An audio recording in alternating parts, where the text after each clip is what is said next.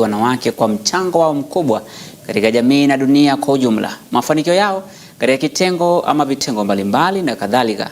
Siku hii pia ihutumiwa ili kushinikiza kuwekwa kwa mikakati na hatua za kuendeleza usawa wa kijinsia. Wanaume walitoa sifa kemkem kuhusiana na siku hii ya kuwaenzi na kuwasherehekea wanawake duniani. Hata hivyo, mama wa taifa Rachel Ruto alitembelea magereza ya wanawake huko Kisumu kusherehekea pamoja nao na kuwatia moyo kuadhimisha siku hii. Huku hata hivyo, Rais William Ruto hakuacha nyuma kuwakumbuka kina mama wa taifa hili la Kenya huko Embu, akiwasherehekea pamoja na kuwateua kuwa ambapo ni wawakilishi wa taifa la Kenya kwa mataifa ya ng'ambo.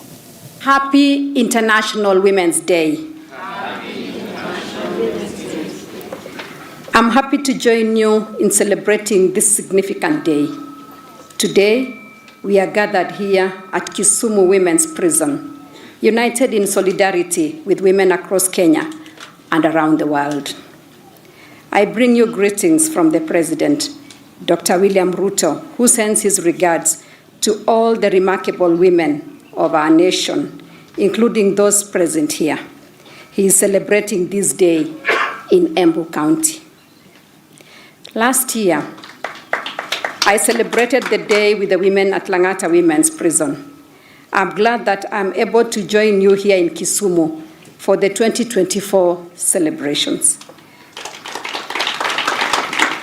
As we came through town, I noticed how orderly and clean Kisumu is. I congratulate the governor for the great work the county government has done to make Kisumu a model city. This solution on the 2/3 gender rule will be found this time round. Kwa hivyo nataka wamama wajue, vile tumesema, katiba ya Kenya inasema ya kwamba wamama wapatiwe nafasi sawa na wanaume katika uongozi wa taifa letu la Kenya. Na sababu hiyo tumekuwa tukijaribu kubadilisha katiba ndio kina mama wapate nafasi yao katika uongozi wa taifa letu la Kenya. Nataka niwaambie kina mama ya kwamba niliandika taarifa kwa bunge letu la Kenya kuwashawishi ya kwamba hii changamoto tumekuwa nayo, mambo ya katiba ambayo tulipitisha ya kuwapatia kina mama nafasi yao ya uongozi katika Kenya. Jameni, safari hii tuungane sote, kina mama pamoja na wanaume, kubadilisha sheria yetu ndio kina mama wapate nafasi yao ya uongozi katika taifa letu la Kenya. Ni mambo ya 2/3 gender rule, na tumeamua kama serikali na kama chama kuhakikisha kwamba bunge letu kupitia kwa parliamentary group and all the other structures that we have, ya kwamba tutapitisha jambo hilo na kina mama watachukua nafasi yao ya uongozi. Na mtazamaji, hao ni viongozi ambao wamesherehekea siku hii ya wanawake duniani, ikisemekana kuwa Rais William Ruto amewateua zaidi ya wanawake 10 kwa mabalozi wa taifa. Na tukisonga mbele, polisi huko Meru wamewakamata wanafunzi wengi waliokuwa wakiandamana kufuatia ajali iliyosababishwa kifo cha mwanafunzi mmoja katika chuo hicho jana jioni. Maandamano hayo yaliharibu biashara katika mji wa Meru kwa saa nyingi na kuwaacha wengi wafanyabiashara wakihesabu hasara kubwa.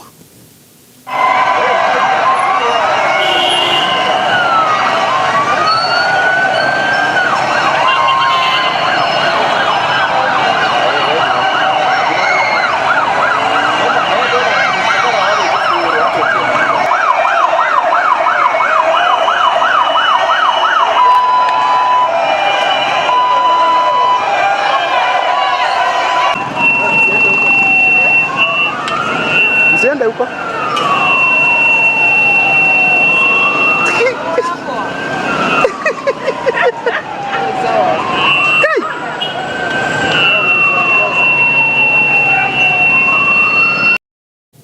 Na mtazamaji, tukisalia kwenye swala la kuwasherehekea wanawake kutoka kaunti 10 za wafugaji humu nchini wameungana pamoja ili kusherehekea hatua hizo zilizopiga katika kujumulishwa kwenye uongozi wa jamii zao kwa kipindi cha takriban miaka 3 iliyopita. Wakizungumza wakati wa sherehe hizo zilizowaleta pamoja viongozi ya kina mama Kutoka kaunti hizo za wafugaji, viongozi hao walisema kuwa sauti ya kina mama imeweza kusikika na mchango wao katika jamii umekuwa ukidhihirika, ukiongeza kuwa jumla ya wanawake 195 wapo kwenye nafasi za uongozi humu nchini. Ama 10 iliyopita hatukuwa hata na female ranger. Sasa hizi tuko na karibu 100 ambao wako kwa hiyo kazi ya uhifadhi, na zaidi ya hayo pia tuko na program zetu za economic empowerment na livelihoods, kujaribu tu kuona kwa conservancy ni miradi gani ambayo wamama wanaweza jihusisha, ni programs gani ambao youth wanaweza jihusisha. Kutoka hii training wamama wataenda kuwa wengi kwa conservancy, na wamama siku hizi wanaweza ongea vizuri, wanaweza simama mbele ya watu. Through the LAMP training ile tunapata ya leadership and governance, wamama wamepata masomo na wanaweza simama kuongea vizuri. Nimeona kiongozi wa mama inapeleka mbele sana kuliko kiongozi wa wanaume. Na hii summit inatufundisha kutupia moyo, tupelekane na community sawa sawa. Hata sisi kama wamama tunajitosha kuongoza. Kwa hivyo tumesoma mengi, na wamama pia siku hizi nimeona wameanza kupanda nyasi kama hay farming, wameanza kupractice kwa sababu wameona kiangazi imekuwa ikienda kwa muda mrefu, ambayo sasa ng'ombe zinahama, wamama wanakosa maziwa na watoto, na nimeona sasa ya kwamba wamama wameanza kufikiria njia ya pili ambayo ya kufuga ng'ombe 2 ama 3 nyumbani, na kwa hiyo wanaweza kuweka kupanda nyasi ambayo akulisha hiyo mifugo yao isihame. Kwingineko, wanawake wasomi wamepongeza Rais William Ruto kwa kauli yake ya kutaka wanawake kupewa na fursa za urais nchini ama uongozi. Wakizungumza kwenye maadhimisho ya Siku ya Wanawake Ulimwenguni katika chuo kikuu cha Baraton katika kaunti ya Nandi, walitaja kuwa dhihirisho ya serikali kuwa na nia njema kuwahusisha wanawake kwenye siasa na uongozi nchini Kenya. Aidha, walirai wanawake kujitokeza kuwania nyadhifa mbalimbali za uongozi humu nchini katika nyadhifa hizo ambazo zitakuwa zikiwafaa katikati ama miongoni mwao. I want to challenge the young ladies to aspire for leadership while they're young. Let them integrate gender issues with what they are learning. I also want to challenge them to try and develop interest in so many other things. I want to challenge the men, also young men.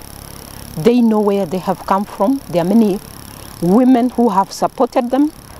Let us support our mothers. Let us support women. And I also urge the government of Kenya to really be behind support for 2/3 gender principle. Apparently that is where what I've been doing. Many women have abilities, they have potentials. We can rise to these positions without affirmative actions, but there's this fear of success among many women. We do not even want to be seen as leading. We get embarrassed by that. We need to shed off that and begin to look at it squarely. We can work together with these men. They are our brothers, and having a president who is male and perhaps even female, and the other partner deputing being female is good for our country. Here at the University of Eastern Africa, Baraton, it is in our constitution that as you vie for a presidential position, you should either be deputized by a male or a female. You cannot vie as male as both genders. Kwingineko, gavana wa Kakamega Fernandes Barasa ametaka serikali kuu kuachia kaunti majukumu yake ikiwemo usambazaji wa mbolea, akisema sekta ya kilimo iko chini ya ugatuzi. Akizungumza katika hafla ya uzinduzi wa zahanati katika eneo dogo la Isero, Barasa ametaka serikali kutoa pesa kwa kaunti ili kununua mbolea. Naibu wake Ayubu Savula kuacha nyuma ametaka serikali kubadilisha ada mpya ya vitambulisho na pasipoti, akisema gharama hiyo ni ghali mno na ni kumuumiza mwananchi wa kawaida.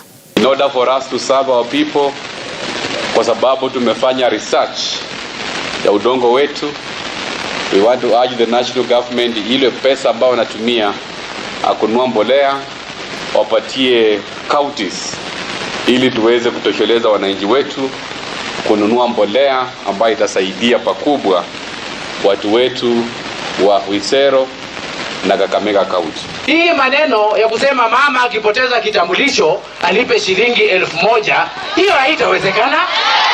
Mama atatoa wapi pesa? Afya ni bure. Na ukisema huyu kijana mwenye hana kitambulisho alipe shilingi 300 ndio apate kitambulisho, surely atatoa wapi pesa ndio apate kitambulisho? Kama baraza nawapatia afya ya bure kwa dispensary na health center, si hata Mheshimiwa Ruto atusaidie tu? Mama hata hana shilingi kwa mfuko hawa. Na mtazamaji, mshukiwa mkuu wa mauaji ya Monica Kimani, Joseph Irungu almaarufu Joy, aliyekuwa anatarajiwa kufahamu hukumu yake hii leo, atasubiria hadi tarehe 13 ya mwezi huu ili kutambua hatima yake. Kuahirishwa kwa hukumu hiyo kunawapa fursa mawakili wa mshtakiwa kutoa maelezo yao mbele ya mahakama. Mahakama ambayo ilitaja Februari mwaka huu ilisema kuwa upande wa mashtaka ulithibitisha kuwa Joy alimuua mfanyabiashara mashuhuri Monica Kimani nyumbani kwake huko Kilimani mwaka 2018. And among the documents I expected to assist this court in making its decision today was a pre-sentence report. I expected submissions on sentence from the Office of the Director of Public Prosecution.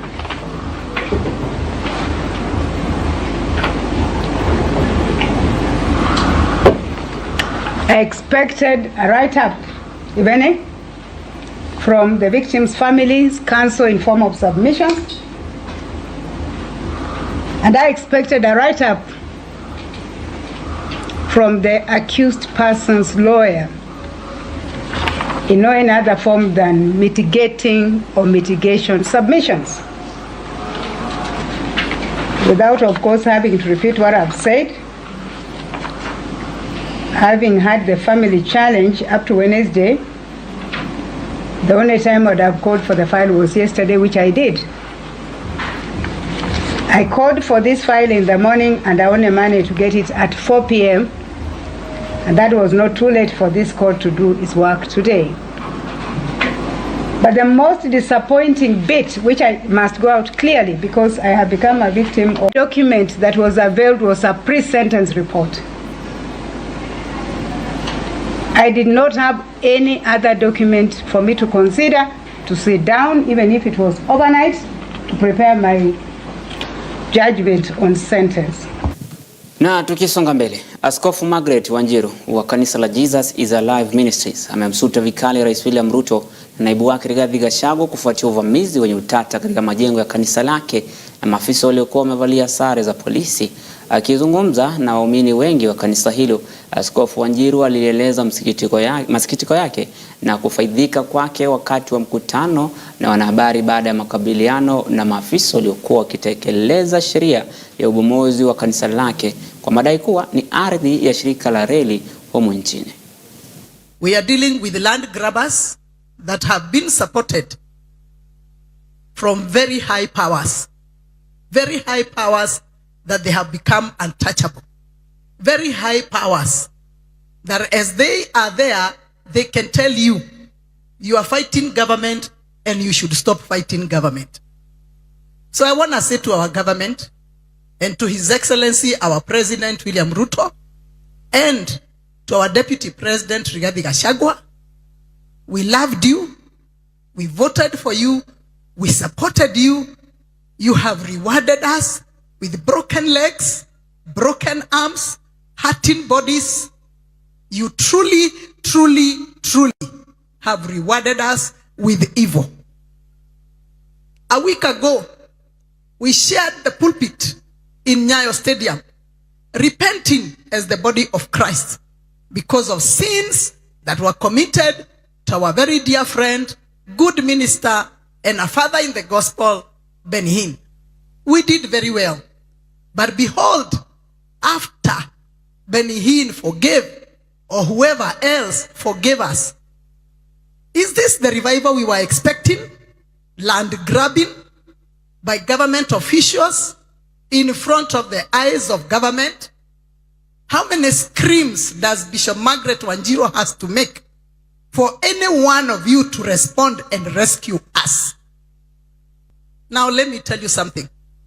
My president and my deputy president, from today, this Margaret Wanjiru that was beaten, my clothes lifted up, but by young men who are police security agents, they touched my thighs, me, a woman of God. I want to make a very sweet promise to you. Believe you me, you will look for me. You went for Benny Hinn in America, for me, you will look for me, and I'm not moving and I'm not going anywhere. I will be here.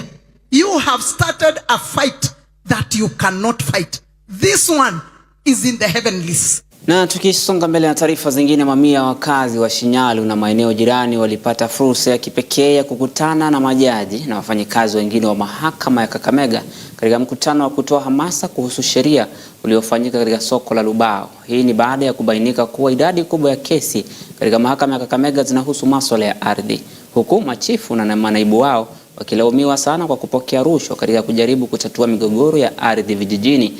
Akihutubia katika mkutano huo, jaji wa mahakama ya juu Kakamega Patrick J. Otieno alifichua kuwa sehemu kubwa ya kesi zinazofikishwa mahakamani zinahusu masuala ya ardhi. Jaji wa mahakama ya rufaa Agre Mchelule aliyehudhuria hafla hiyo alielezea wasiwasi wake kuhusu kutengwa kwa watoto wa kiume katika juhudi za kuboresha maisha yao maisha ya watoto pia wa kike.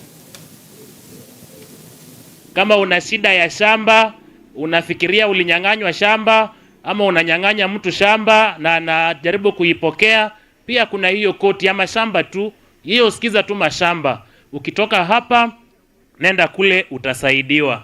Pia kuna mahakama kuu. Sasa mahakama kuu inasikiza kila kitu. Ukiwa na shida yoyote, ukienda huko atakao mpotea njia, watakuonesha mahali pa kwenda. Ukienda huko na small claim watakusikiza, lakini wakuambia enda kwa ile koti ingine. Hapa hujafika, enda kwa ile ingine iko hapo. Lazima tupeleke watoto wetu wavulana shuleni. Mliona ukiita chief ni mama, ukiita SCC ni mama, ukiita DPP ni mama, ukiita kila mtu ni mama. Chief Justice ni mama, Deputy Chief Justice ni mama, Chief Registrar ambaye ameritaya ni mama. Wazee wenzangu ambao mmeketi hapa, mmezaa wasichana, mmezaa wavulana. Lazima tuimize watoto wetu vijana waende shule. I am a big supporter of an independent judiciary. I'm a big supporter of a well-resourced judiciary. Kwa sababu wale ambao walitutangulia, wale kina baba zetu, kina babu zetu, hawakuwa wazimu, ndio hata kwa nyumba yetu ya kitaifa, nyumba yetu ya taifa wakasema kwamba haki iwe ngao na nini? Na mlinzi, si ndio? Kwamba tutilie mkazo mambo ya kusomesha vijana wetu. Kuna saa zingine machiefs wanatu mislead. Unakuta chief, mtu akija kwako umwandikie hiyo barua, kwanza unamwambia kuna kitu inaitwa mdomo ya kalamu. Sijui mmejua. Hiyo mdomo ya kalamu inaharibu sana.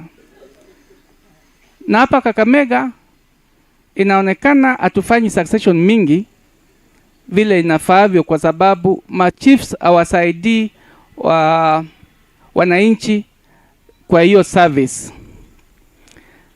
Ikikosekana hiyo mdomo ya kalamu, unakuta chief anasema kama una leo, na nimesikia inakuwa between 5 and 10,000.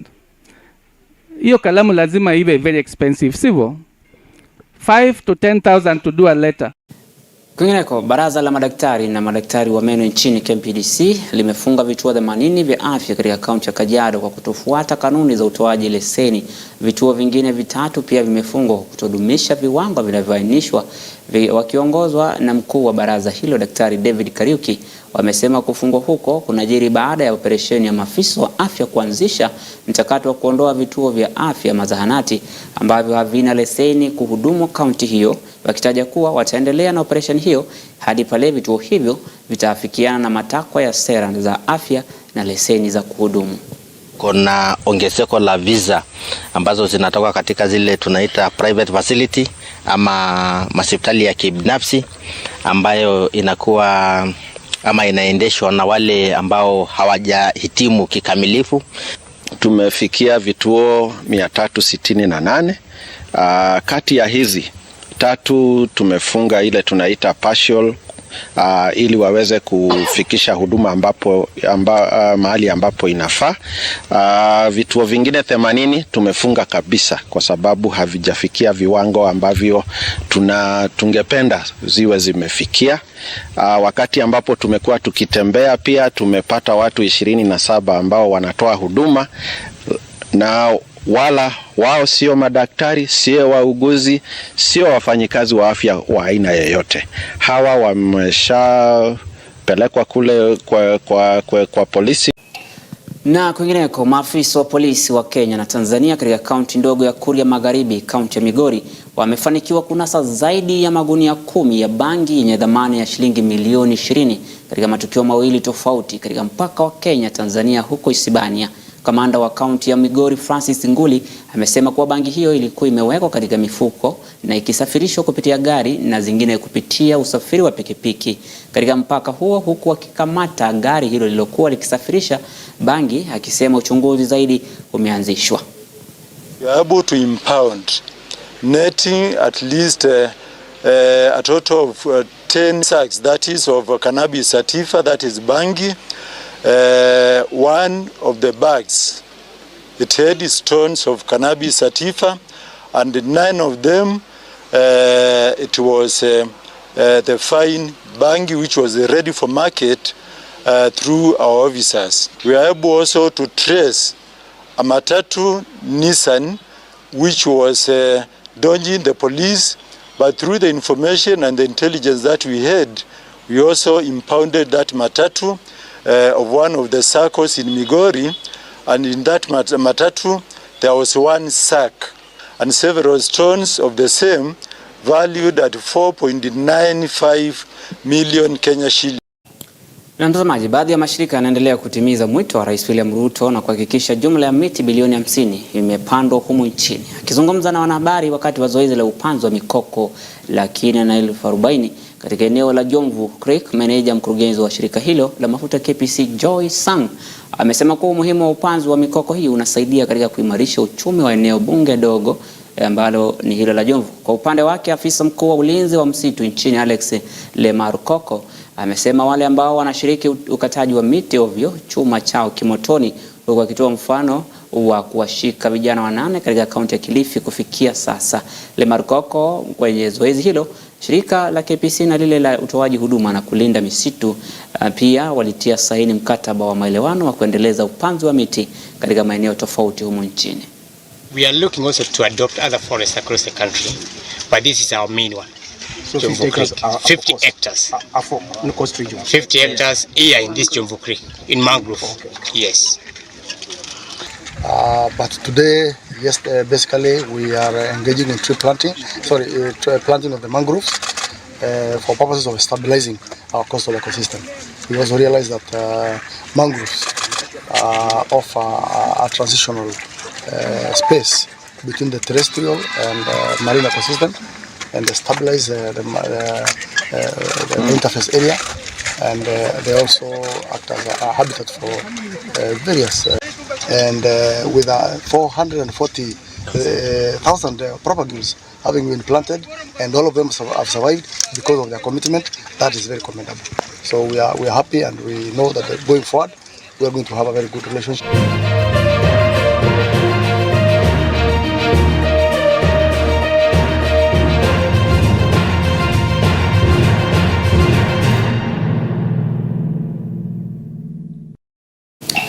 Na katika michezo, mtazamaji, tuzo za soya ambazo huandaliwa kila mwaka nchini huwatuza wana michezo bora wa mwaka, hii ikiwa kuanzia vitengo vya shule za upili hadi kimataifa. Wachezaji na makocha huweza kujizatiti vilivyo kupata tuzo hii, kama alivyofanya Isaac Mresia, kocha bora wa mwaka 2023 kwa timu ya volleyball ambaye ni dereva wa shule ya upili ya Namwela. Duncan Koba viwanjani anatuarifu zaidi. Tulifunga safari hadi shule ya upili ya wavulana ya Namwela, eneo bunge la Sirisia, kaunti ya Bungoma, ambapo tunakutana naye kocha bora wa mwaka 2023 kitengo cha shule za upili, akiwa katika shughuli zake za kila siku.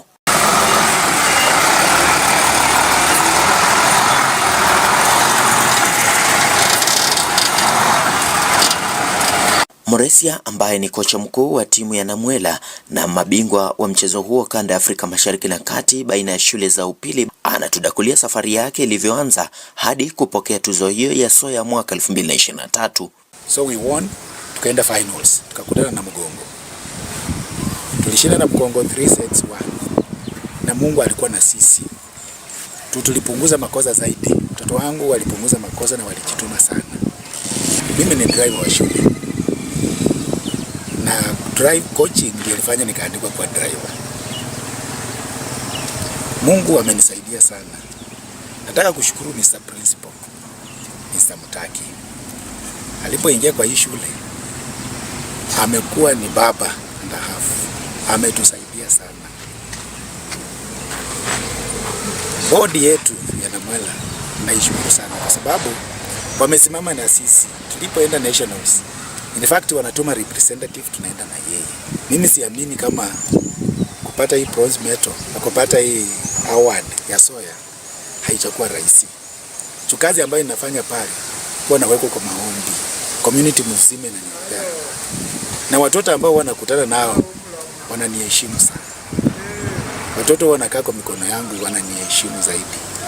Wengi makoches hata wenye wamepokea watoto saa hii wenye wametoka kwa mikono yangu wanakona ushuhuda wa watoto.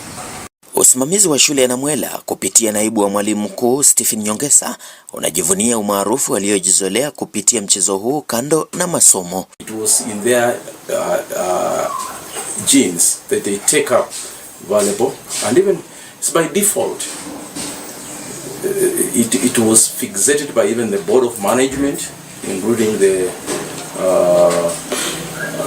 both the stakeholders, that we go for volleyball. And allow me to say that this has helped to develop the talent of youth.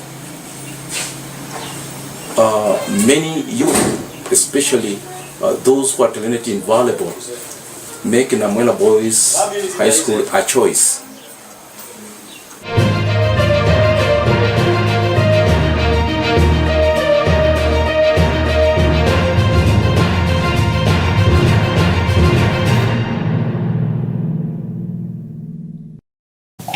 Shukran Dan Koba kwa ripoti hilo, na hayo tu kwa sasa mtazamaji tulionayo. Mwendo wa saa 3 utarejewa na mengi zaidi. Jina langu ni Emmanuel Maro na kutakia usiku mwema, tupatane hapo kesho panapo majaliwa ya Mwenyezi Mungu.